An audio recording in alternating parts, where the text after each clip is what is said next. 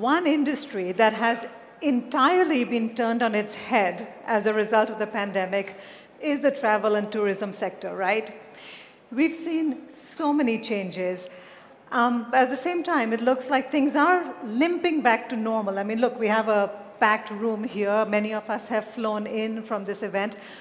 Which stage of the rebound, revenge travel, rebound recovery are we in? How would you describe where we are now? Omri, I'll let you take that first.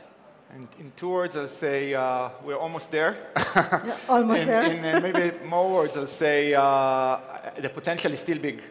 I mean, if you look at, if you compare what's happening, it's interesting, if you compare what's happening in Asia to what we see, say, in the US or in Europe, I think you see a more cautious recovery in Asia. A lot of it, I think, is sort of what I'll call psychological in the sense that I think in a way in the US and Europe, there's this sense that the pandemic is over.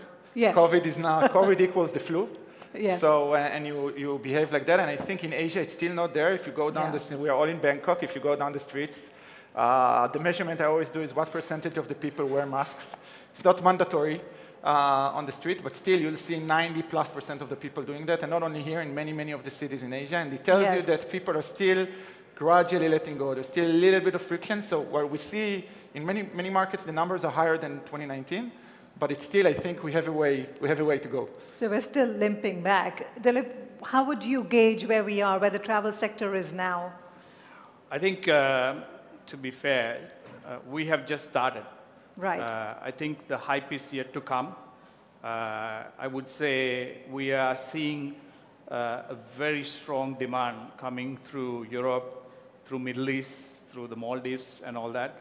And Asia, we are seeing quite a strong rebound, but I feel the rebound will be much, much stronger because Asia has always been the destination in terms of travel, you know, because of the proximity of the Chinese. And okay, yes, the Chinese are not traveling at the moment, but you have the Indians and like say, if you take Thailand now, you know, the Middle East, and especially if you zone in on the Middle East, there's a lot of Saudis now coming in.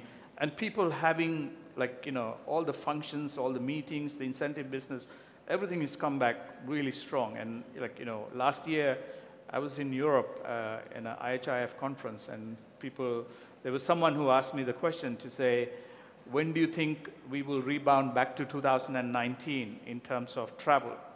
And I said, we should rebound by 2022. And I had other panel members, like on the panel, they said in 2024 and 2025. I said, that's the problem because you guys are in Europe, because you really sometimes don't understand how travel has evolved so fast. And if you look at Thailand, for example, you know, Thailand has faced many pandemics. I think we are the experts, you know, and we've had pandemics, we've had weather issues, we've had political issues. You name it, we've had everything. But saying that within 3 to 6 months, tourism always comes back quite strong. So I would say, looking at what's happening today and looking at the demand patterns like in Asia, I think tourism is going to come back much stronger. It is. Okay, you mentioned China, and the finance minister this morning, he talked about the importance of China opening up so that tourism picks up, which of course is one of the main drivers of Thailand's economy. Can we really see a recovery in travel and tourism until the Chinese start traveling again? Omri? So I think my view is that, and it's surprising because maybe 6 months or 9 months ago I wouldn't tell you what I'm about to say now. Okay. I'd say this is the padding, in the sense that in many countries, I think countries that are doing the right things, and again, Thailand, Dillip mentioned Thailand. I think Thailand, the Travel Authority of Thailand, TAT, as a country, Singapore is another country that are doing the right things throughout this entire pandemic, and you see the numbers coming back. You see the numbers, I can tell you, in places like Thailand, the numbers are either very, very close in terms of inbound travel, either very close or even slightly above in certain sectors than the numbers we've seen before. Domestic is way above that. So I guess what I'm saying is that you can't, I think, yes, there's definitely a lot of travel to be made, even relative to 2019 without the Chinese traveling. But once the Chinese start traveling, then I think it will explode. Dillip, talk to me about domestic travel versus international travel. International travel still hasn't really caught up, has it? So tell me about the different, how much of a gap is still there? I think there is quite a bit of a gap between domestic and international today. The main reason, so in most of the ASEAN countries, is that there is a lot of vagueness in terms of travel. Like say, for example, I still have people who ask me, when you come to Thailand, do we have to have the vaccination certificate? Do we have to have the insurance? Do we have to have these documents before we travel? All that was eliminated in July, but I think the messaging hasn't been strong enough. And, different airlines interpret in different ways. And the other biggest challenge we have is that in Asia here is that there's not enough inbound flights coming in. Because most of the airlines have cut back on their schedules. So in the old days, when you have 5 flights or 10 or 20 flights a day, that's been reduced to 2 or 3 a day, and sometimes to some destinations, like 1 a day. So we have some places even like here in Krabi and places where used to be so many flights a day, and now there's only few a day.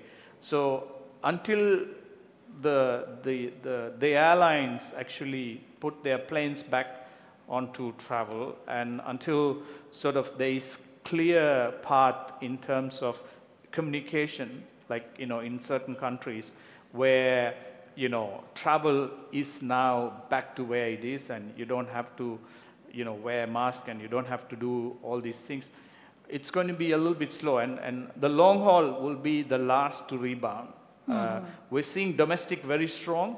We're seeing meetings, incentives, and the conventions business also coming in from the regional hubs quite strong as well, but long haul is a bit slow. You're right. I mean, you talked about planes and not having enough flights, and of course that then has an impact on flight prices, right? Yeah. Traveling isn't what it used to be. It's nowhere near as glamorous as it used to be or as fun, right? Let's turn to the audience. Do get your phones out, and I want to poll you, and I want to just get a sense of what you look for when you travel, right? So what's the priority for travel these days? Look at the answer. There we go. So clear travel immigration rules. We need some of that, right? Yep. Come on, we do need to know, because when I'm traveling, right? I could have predicted that. Wow. There we go, right? No, there's a little bit. Someone heard me, right? Yeah. So you're not surprised at all seing this result? Well, not so much. Not so much. Because I think, and by the way, I think that there is, inflationary pressure has something to do with that, especially with the currencies fluctuating and all of that. I know it's not easy for many. But it's also, and by and large, depends on, I think on the airlines, the flights are a little bit more increased because of the lack of supply. I think on accommodation, they're relatively in similar numbers that we've seen in 2019. I think it's more that price is such an amazing driver. And I think one of the things that we are thinking about day and night in Agoda, if you stepped into an Agoda office and asked what's the most important thing for the customer, survey 10 engineers, they'll tell you price, 10 out of the 10. And right, exactly. And what they're talking about is, we didn't say prices for airlines, right? It's also prices for hotels and for hospitality. Have you had to tweak your business models or cut prices to lure people back to your business? Oh yeah, absolutely. I think COVID has been a wake-up call for most businesses today. Of course, we were one of the recipients of that hit. And post-COVID, actually, we had to take quite a few initiatives to almost restructure the business and the hotels in a way where it doesn't actually really affect the guest experience, because that was our main thing was to make sure that the feel and the touch points on the guest experience was never compromised.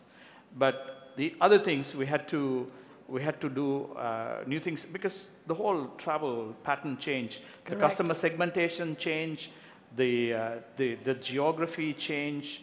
Today we talk about generational travel, 2 or 3 generations traveling together. We talk about be-leisure. We never heard be-leisure in the old days, business and leisure together. Right. We talk about slow travel, people wanting slow travel, like whether it's the trains, the cruises, and stuff like that.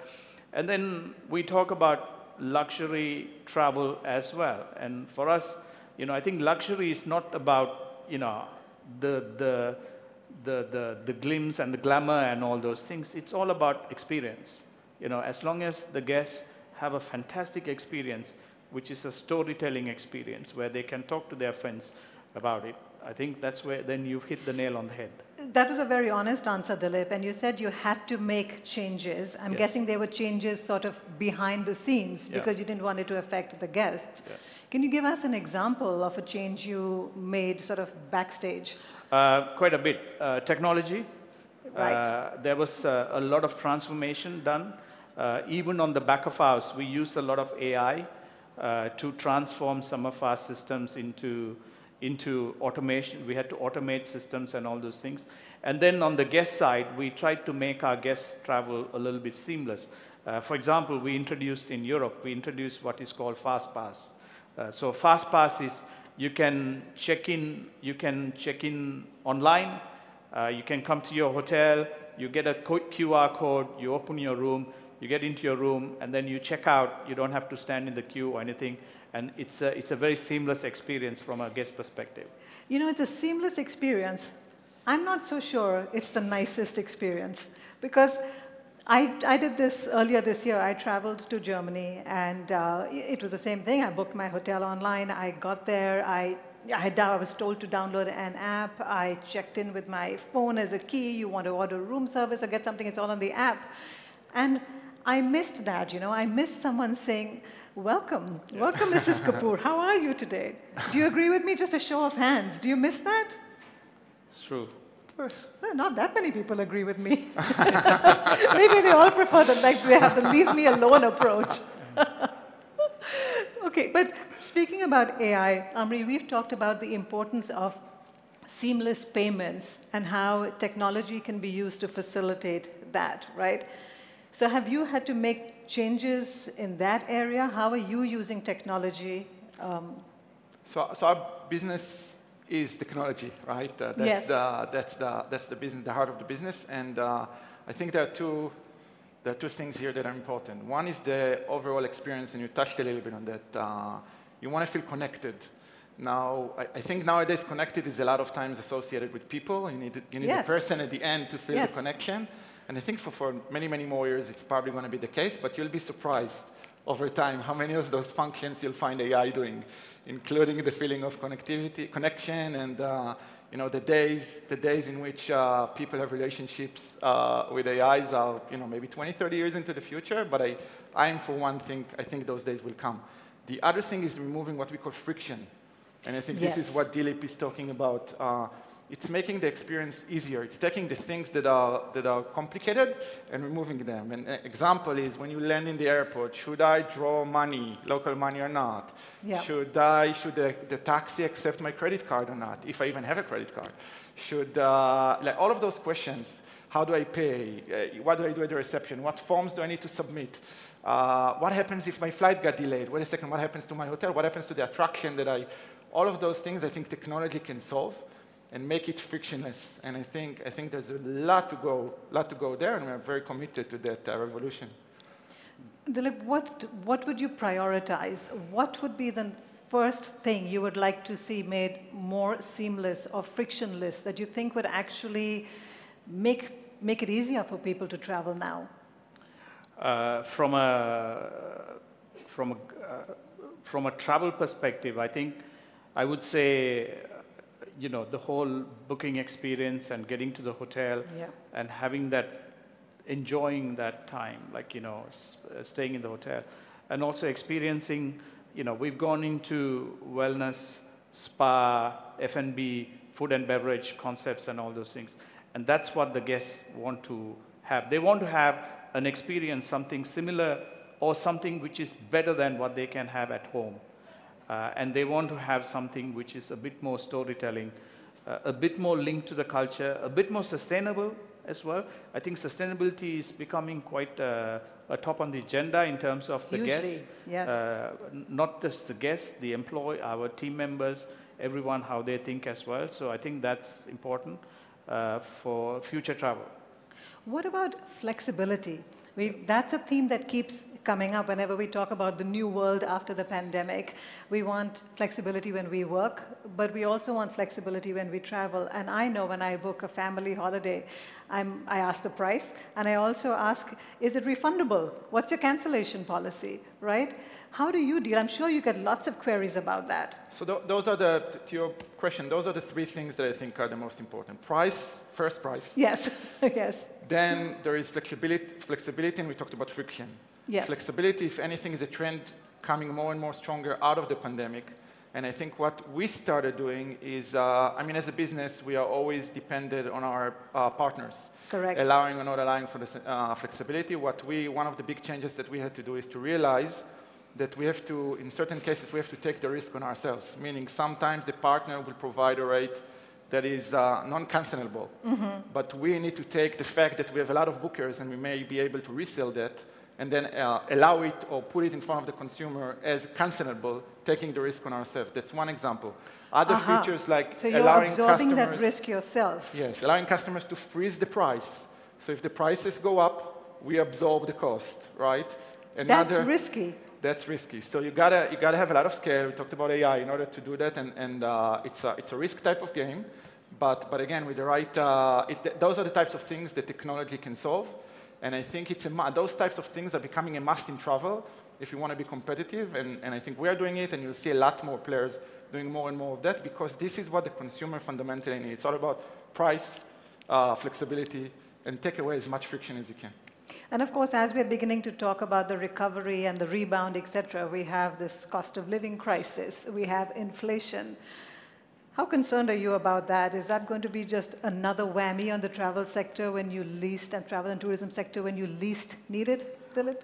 We are, to be honest, we're not really concerned because I think I always say to people, just worry about things which we can control, and like don't worry about holidays. things which we cannot control, right? We've lived in an era where we used to have interest rates of 15, 20, 25%.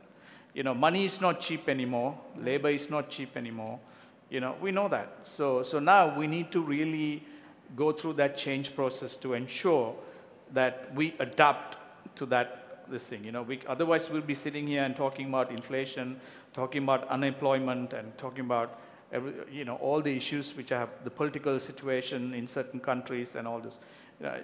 I think we just need to forget all that and just plan for the future to say, okay, how can we overcome some of these challenges, and what do we need to do now so that we build a sustainable business moving forward. And then we can all plan our next wellness holiday. Absolutely.